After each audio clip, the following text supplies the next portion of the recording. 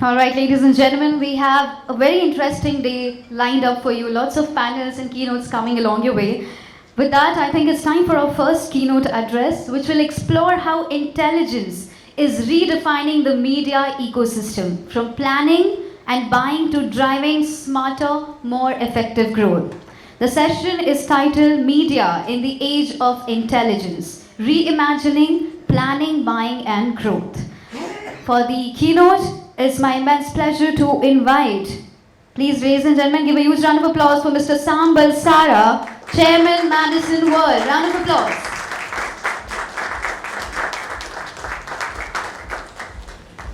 Ladies and gentlemen, please welcome Mr. Balsara, the Chairman from Madison World on stage. Thank you so much, sir, for joining.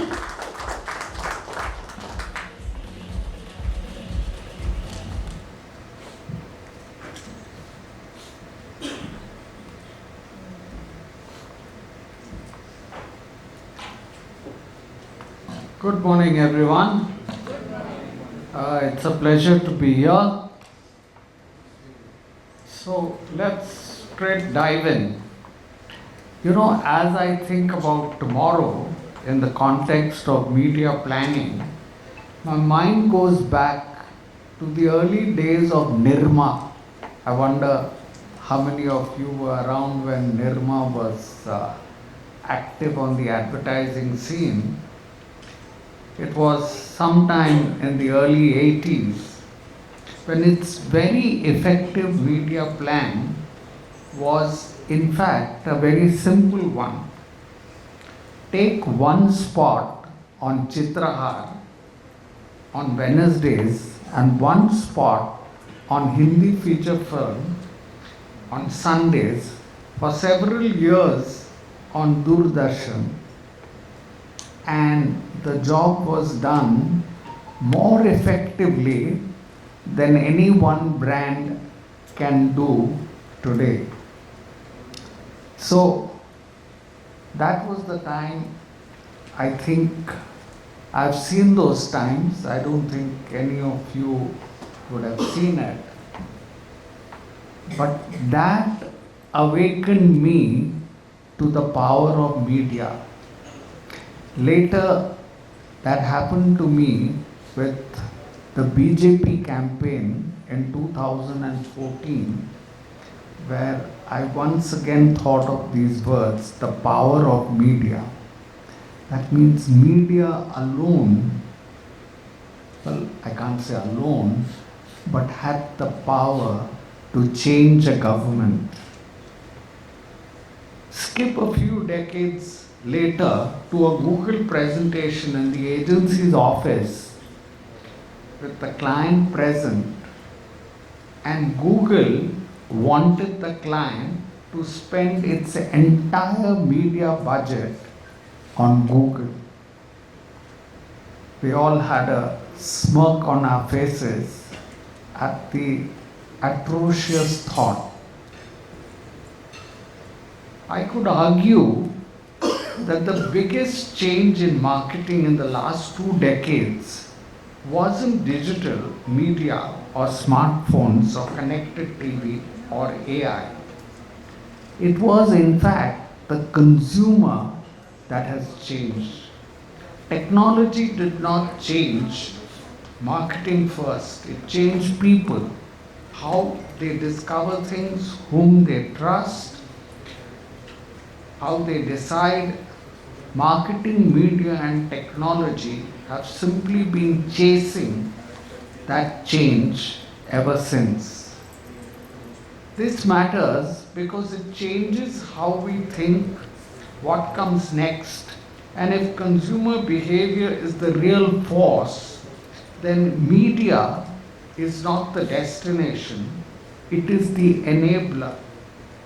Technology is not the strategy, it is the accelerator, and AI is not the next channel, it is becoming the intelligence layer that helps us make sense of an increasingly complex consumer. To understand where we are going, we have to look back, not at media, but at the consumer. 20 years ago, marketing sat inside a fairly stable world. Newspapers arrived with breakfast, television gathered the family in the evening, radio filled the commute, the retail shelf was often the last moment of influence before a sale. Brands controlled the flow of information largely because alternatives were limited. Research took effort, comparisons took time, and word of mouth traveled only as far as the neighborhood. So the job of marketing was simple: reach the largest relevant audience as efficiently as possible. Planning revolved around reach, frequency, GRPs, and share of voice. The planner's skill lay in reading audiences through age, gender, income, and geography. Scale, more often than not, was a big advantage. The internet is usually described as the start of the digital era. Perhaps it is more accurate to call it the start of consumer independence. For the first time, information became abundant instead of scarce. Consumers no longer needed brands to educate them. They could search, compare, ask strangers for opinions, read reviews, and simply wait until he felt sure. The relationship flipped. Marketing stopped being a broadcast and became a conversation, most of it happening around before the brand was even in the room. That single shift quietly broke one of marketing's oldest assumptions, that awareness leads to purchase. Awareness became the opening move in a much longer decision, not the closing one. Ex-Leverites, all my friends, whichever client they go to and reach positions of power, believe this is the simplest and smartest way to grow consumer demand. That is possibly true because consumer behavior itself barely moved. We often talk about explosion of media channels as if it created audience fragmentation. In fact, it is the reverse. Consumers fragmented first, media simply followed them there.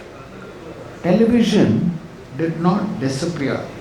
It moved on to on-demand and connected screens. Print held its ground where credibility mattered. Radio wove itself into mobility. Outdoor got smarter with data and location. Digital grew from just a banner into an entire ecosystem of search, social, creators, commerce, gaming, and streaming. One purchase journey can now start with a creator's recommendation, move through a search, deepen with a long video, get validated by a stranger's review, get compared on a shopping group app, and end at a physical store. The consumer does not experience these as separate channels. They see it as one continuous flow. It is from the same consumer behavior lens that the pitch Madison Advertising Report 26 talks about planning for large screen, treating both linear TV and connected TV as one system rather than two separate line items. In India, connected TV advertising nearly doubled in a single year from 3,000 crores in 2024 to 6,000 crores in 2025. And I don't know if this figure is right, but yesterday I read that in 2026 it is expected to reach 50,000 people, even as linear TV spending eased by just about 5%. The industry did not shrink, it reorganized. We saw the same consumer-led reorganization in quick commerce advertising, which more than tripled from around 1,300 crores to 4,000 crores in a single year, simply because of a new consumer habit that he got used to, the 10-minute delivery. It pulled in an entire new advertising category into being. So the planning question changed. It used to be which medium should carry a message. Increasingly, it is what role does each touch point play in the decision. That is the shift from media planning to journey planning, and from exposure to what one may call orchestration. Perhaps the biggest change of the digital era was not better advertising, it was better observation. We used to understand consumers through surveys, focus groups, and brand trackers, all useful but occasional or periodic. Digital gave us a sharper, continuous question: what is the consumer telling me right now? Every search reflects curiosity. Every review reflects advocacy or disappointment. Every abandoned cart reflects hesitation. Consumers stopped being simply an audience we studied occasionally and became a continuous source of intelligence.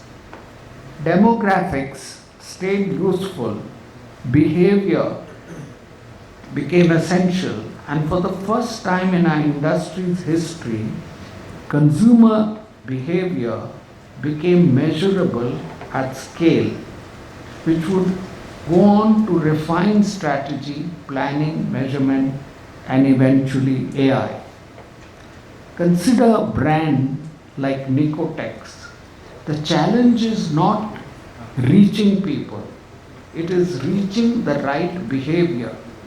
Traditional mass media can efficiently deliver reach, but much of it inevitably spills over to non-smokers. Even highly targeted digital audiences can become so narrow that they may miss potential users.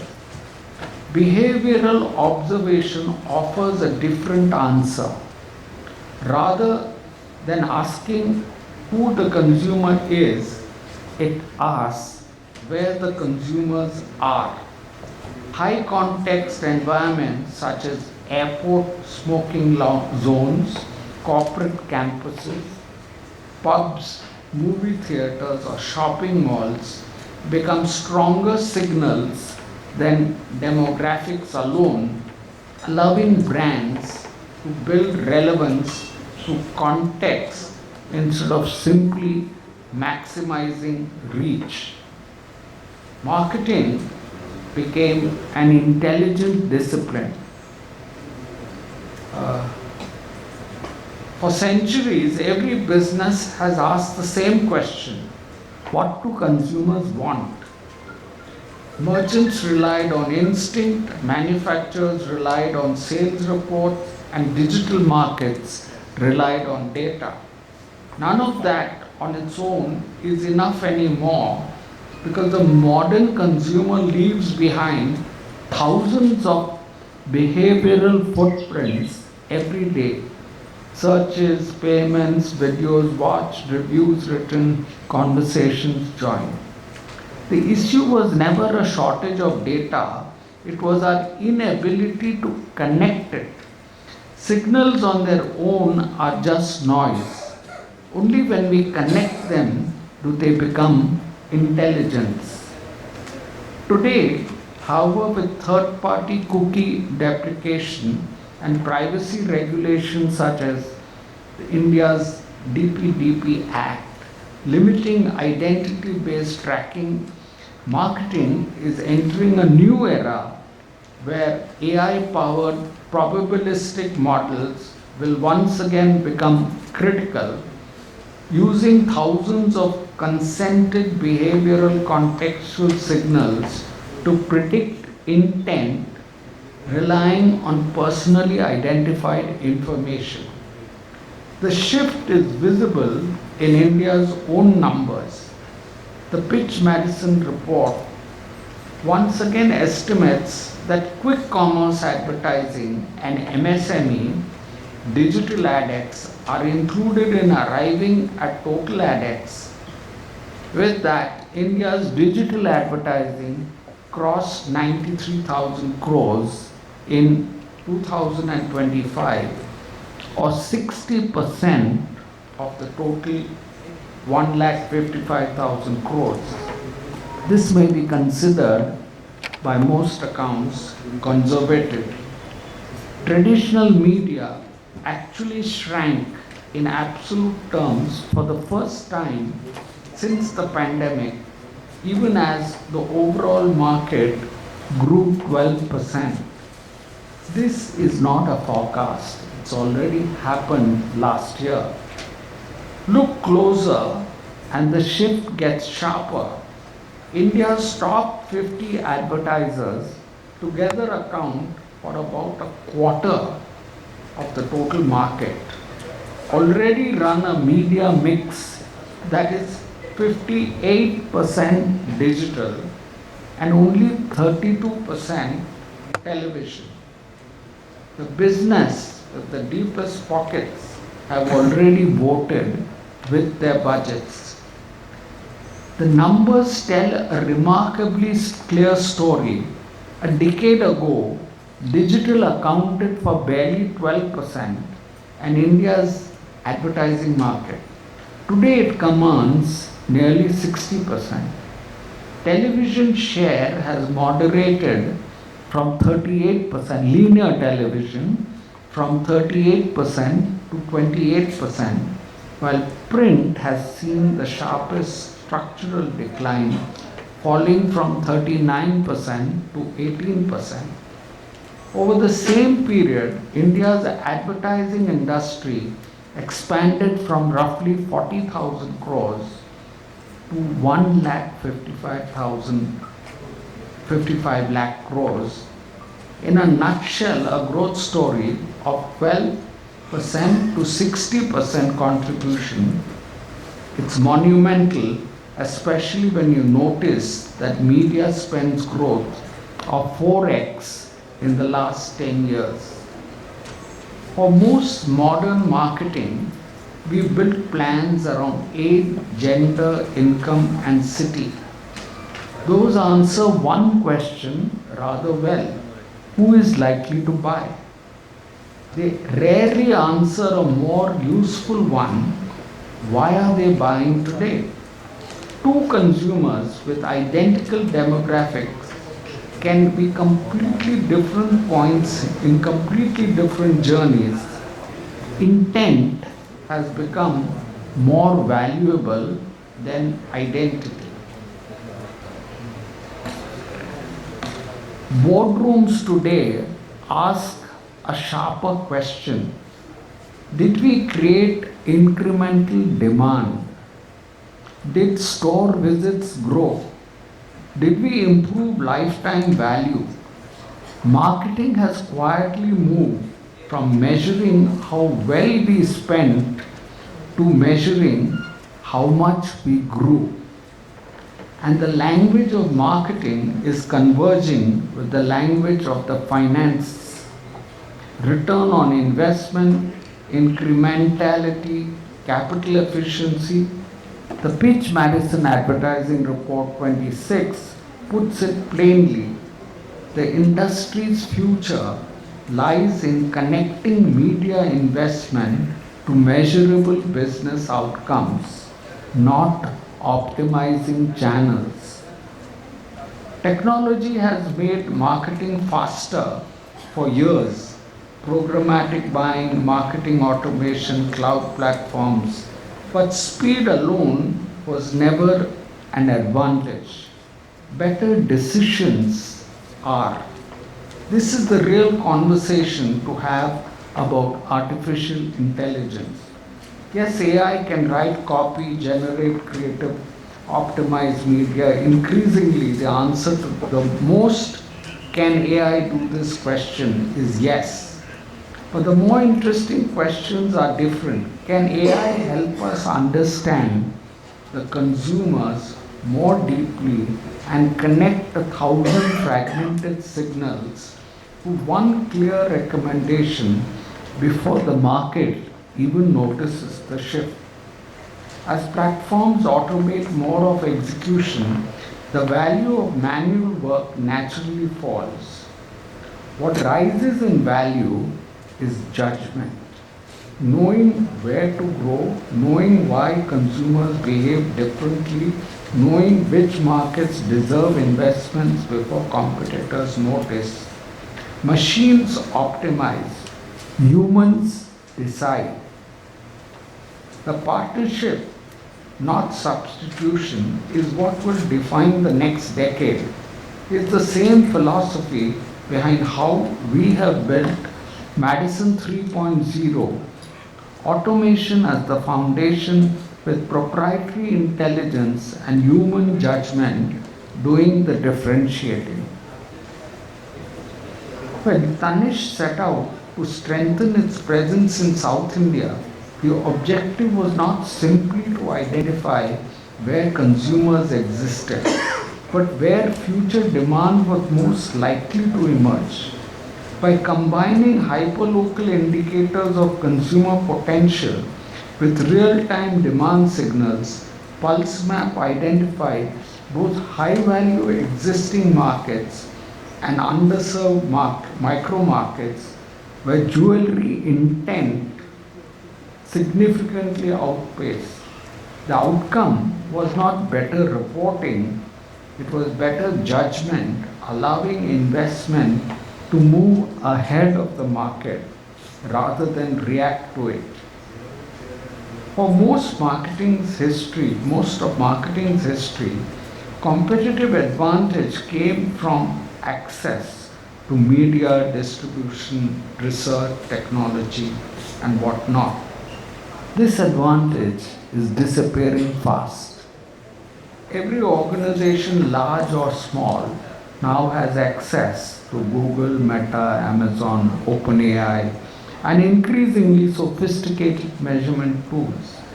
If everyone has the same tools, where does the advantage come from? Not from the tools, but the decisions made using them. This changes what an agency is for.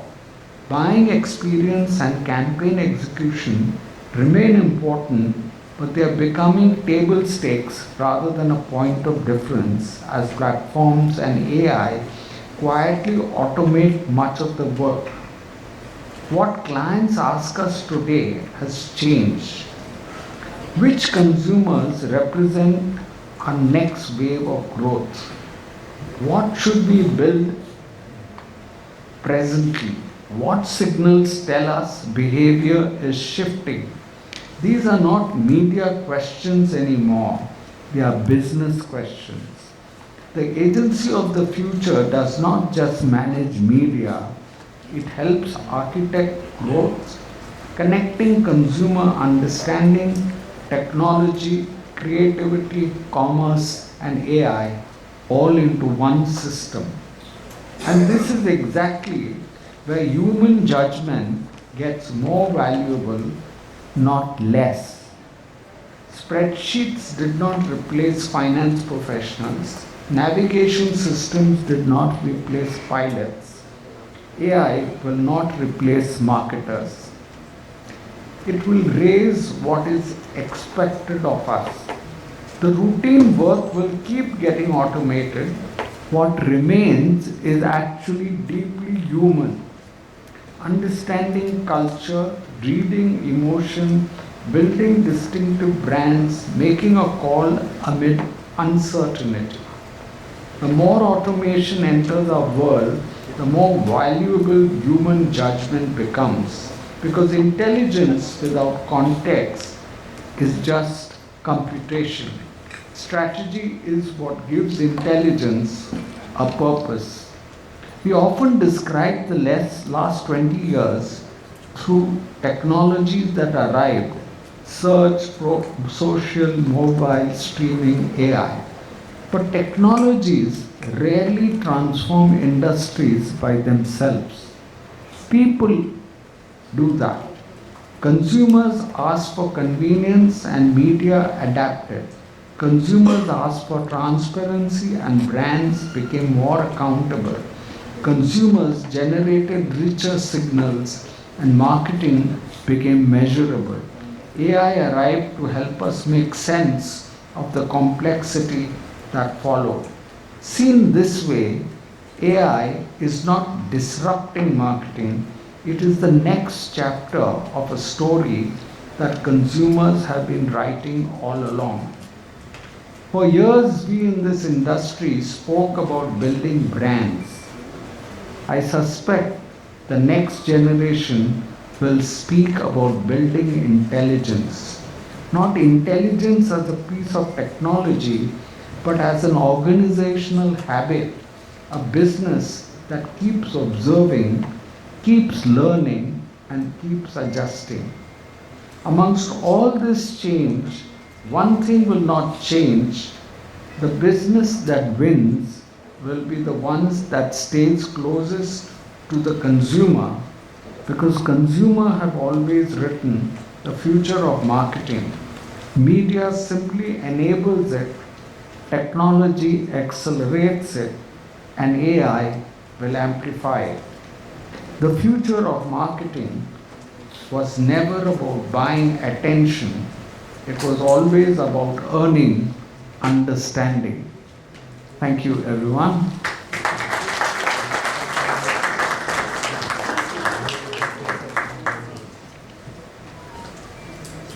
I would like to request Mr. Shrikant Khandekar to please come on stage and felicitate our guest. Round of applause for Mr. Khandekar. Everyone, come on.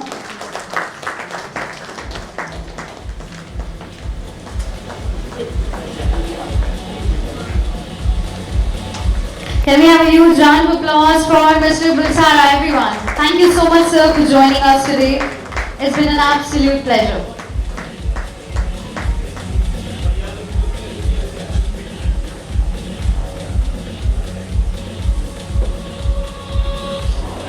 Thank you.